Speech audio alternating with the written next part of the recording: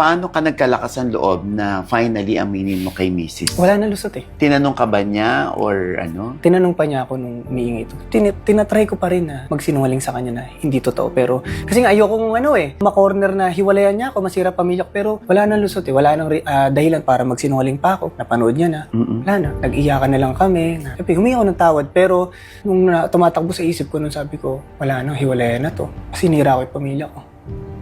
Na alam ko naman mangyayari.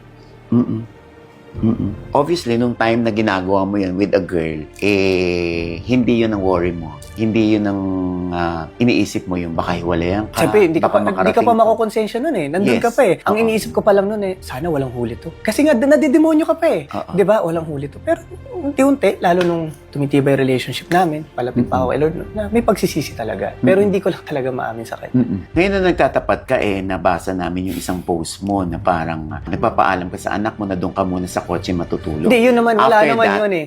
Yun talaga, after hindi that, dahil yun sa scandal. Incident, Hindi yung naman yun dahil sa scandal, yung story na yun. Kasi inaano nila yun, parang nire-relate nila doon sa... Hindi dahil dun. Kalokohan lang na post yun. Pero anniversary kasi namin yun. Tapos dun pa pumutok. Anniversary namin. Oh my... Kaya ang huli kong post, nag-date kami. Ang saya namin ng 12 years kami. Saya ko, nag-dinner kami. After namin mag-dinner, nag-phone ako ng madaling araw. Dami na nagme-message sa akin, tinatag na ako, lumalabas na. Sobrang takot ko talaga na. Sabi ko, Lord, tanggalin niyo sa akin lahat. Spare niyo lang sa akin yung pamilya ko. Please, wag mo na ilabas. Sabi ko, magbabago ko.